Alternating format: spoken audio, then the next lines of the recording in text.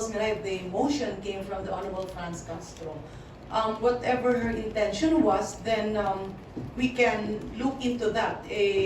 Sa pagkakaintindi ko kasi ang kanyang goal when she was interpolating on the proposed budget of, was this the Department of Education?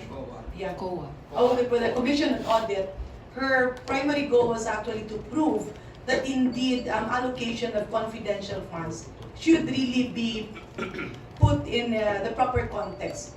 Ibig kong sabihin, ang kanyang punto nung pinapakinggan ko siya at nakakausap namin on the sidelines is she wanted somehow safeguards on where confidential funds should be spent. So sa pananaw ko, hindi naman yun ang intensyon, kundi ang intensyon ay hindi na maulit kung sakasakali meron talagang misuse ng confidential fund.